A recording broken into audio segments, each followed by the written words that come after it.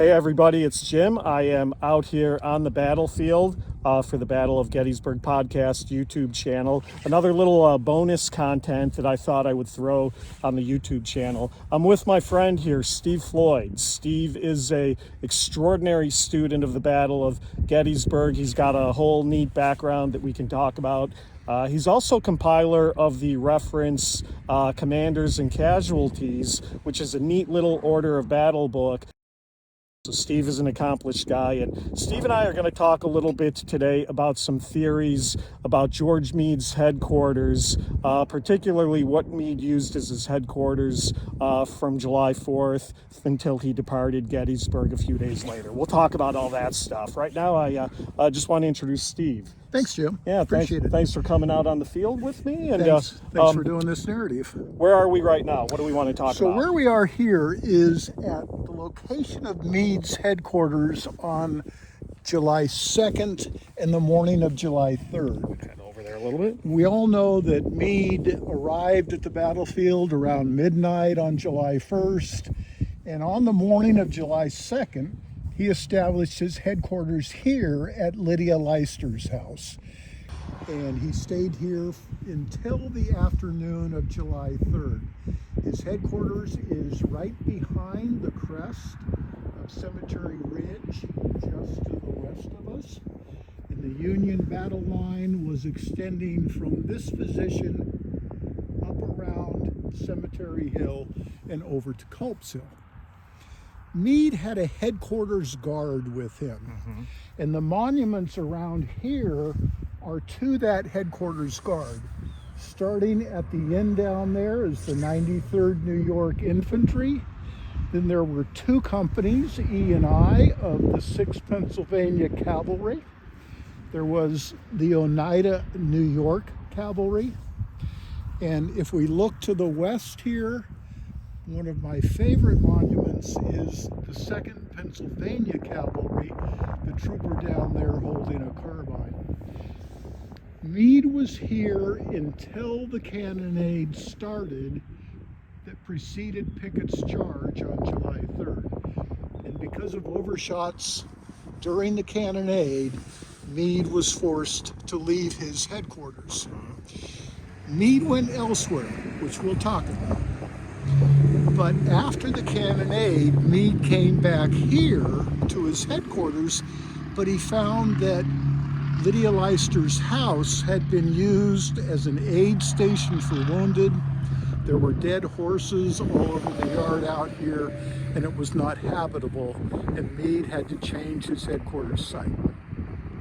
Okay, great recap, Steve. I'm just going to pan here a little bit more with the camera before we move on, and I'm getting a view towards the round tops just to give you also a sense how plainly visible they were from Meade's headquarters. But that was a great recap from Steve in terms of the amount of time Meade was here. Obviously the Leicester headquarters is very conveniently located, Taneytown Road, right behind Cemetery Ridge, Cemetery Hill.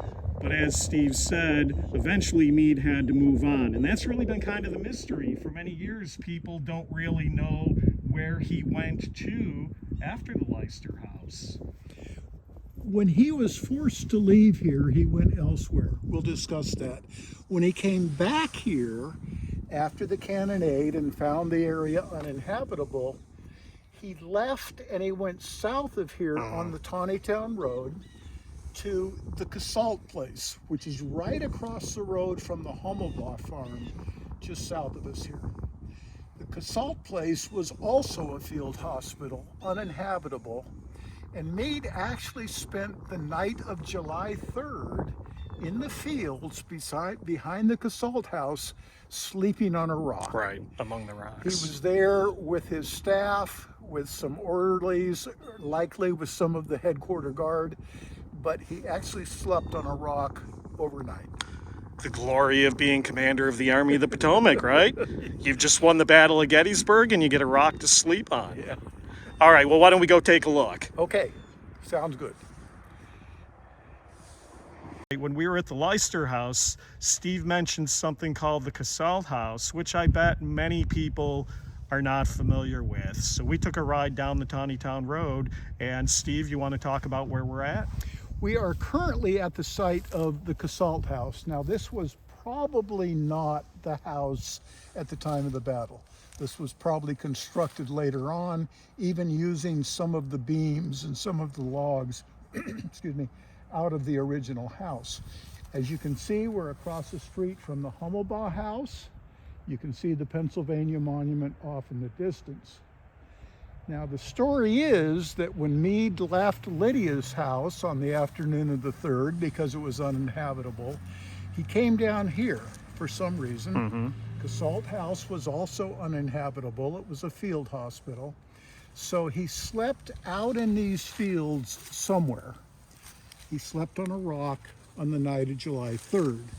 The headquarters tents and wagons and baggage had yet to come up, so Meade was left to sleep in the elements. And as we can see, it's generally a wide open field today, but there are still a few rocks and boulders scattered throughout. And you want to just talk real quick, Steve, is this a private residence today, or is it owned by the park? This is owned by the park. There is no public parking here. There's really not much to see here. Right. We are on the pathway that runs from the visitor center down to the southern portion of the battlefield. So if you wanted to park at the visitor center and take this walkway to see this site, you could. Okay, great, thanks. Okay, everybody, we've moved over towards the Baltimore Pike, and we are standing on the property of what was once the Mary Peffer farm. Now, caveat here, as you can see in the video, the Baltimore Pike is literally right behind Steve. There's going to be a lot of traffic noise in this video. Hey, cut us some slack. It's a busy road. Steve, you want to take it from there? We are right across the street from the Pike Restaurant, which is undergoing some renovations. We are also just down the road from McKnight's Hill. The white McKnight House is on the corner of Slocum Ave when you come up from Stevens Knoll, and it's just up the road here. Now, we're at the site of the Pfeffer House because there is some evidence that this may have been used as Meade's headquarters. And some people say it was his headquarters from the 4th of July until the 7th. I don't know if that's accurate or not. Let me explain my thinking. Slocum's headquarters is down the road on Powers Hill. We'll be down there in a minute and we'll talk about that. There is evidence for some reason on the afternoon of July 3rd that Slocum came up here and used the Pfeffer House as his headquarters for a short time period. There was a signal station on McKnight's Hill. It makes sense that he could have been in this area. And when Meade left the Leicester House on July 3rd, he went to Slocum's headquarters. If this is where Slocum was, then this is where Meade was. We're fairly close to the battle lines here, so I think Slocum and Meade left here and went back down to Powers Hill. Whether Meade was here after the 4th to the 7th, I'm not sure. The evidence for this is a series of photographs, one of which shows this house, and there is sketchy evidence that this may have been Meade's headquarters, but there's no corroborating evidence at all that it was. So it's one of those mysteries. Now, the location of Meade's headquarters on July 4th and for the remainder of the battle may not be real important, but Some people go down these rabbit holes and want to find out this specific detail, and that's what we're trying to do here. Yeah, we're playing Battlefield Detective today. It's a little bit of a mystery. It doesn't necessarily change the outcome of the Battle of Gettysburg, but for hardcore enthusiasts who would be most likely to watch this video, we're solving a little mystery today, hopefully. Yes. Hey, one more thing I just want to quick call out. Mary Peffer, my good friend Eric Dorr, proprietor of the Gettysburg Museum of History in Gettysburg for many years, a friend of mine for many years, is a descendant of the Peffers. And much of the Gettysburg artifacts in Eric Dorr's collection comes from things that the Peffers collected on the battlefield over the years. So make sure you check out Eric's museum when you're in town. And you can see from the sign here that this property was preserved by the American Battlefield Trust.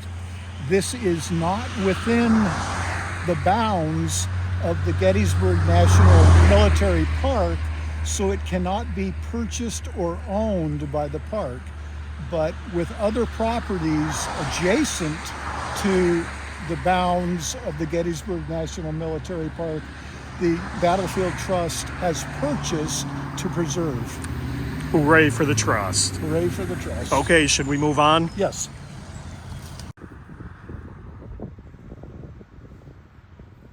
We've come up from the Peffer property, try saying that 5 times fast, and I'm panning towards the woods right now where Steve and I were just standing a few minutes ago. So the camera is positioned more or less south down the Baltimore Pike. But I'm just going to do a quick pan over here towards the McKnight House, which Steve mentioned. Here we go. Just to give you some context of where we are and where our position was in relation to McKnight. And you can see Cemetery Hill, monuments in the Blue Water Tower just beyond. So hopefully that gives you a general idea of where we're at. Evergreen Cemetery over here behind the hotel. So that's where we were, and that's the location of the Peffer House in relation to McKnight House, Cemetery Hill, Stevens Knoll, and the Baltimore Pike.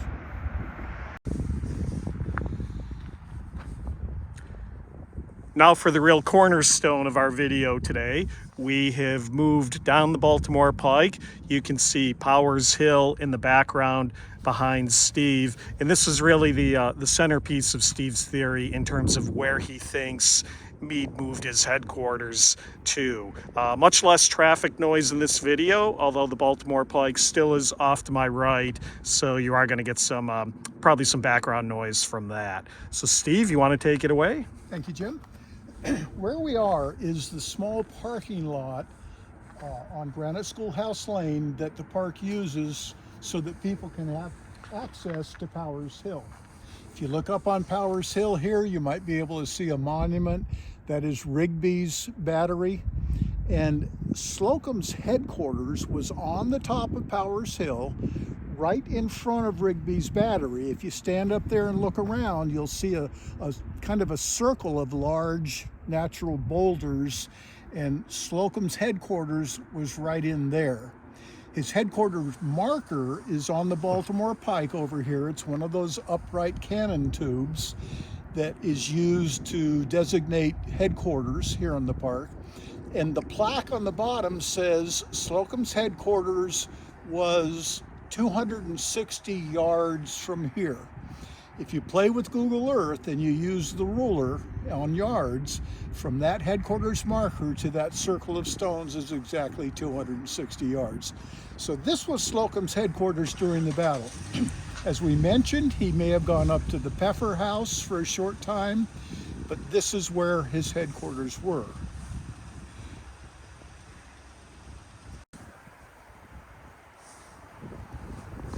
By July 4th, the headquarters baggage, wagons, tents had come up, and Meade established his headquarters at the base of Powers Hill, probably on this open ground in front of us. I have a diagram here This is a small portion of battlefield maps that were created by the Park Service over about a 15-year period. And through extensive research, they were able to determine as best as possible what the conditions of the field were like in July of 1863. We are standing right over here by that little parking place. This is the original route of Granite Schoolhouse Lane, which is right behind us, and we'll show you that in a minute. At some point, probably in the 1940s or 50s, the hill here on Baltimore Pike was cut down, and it was necessary to move Granite Schoolhouse Lane to its current configuration.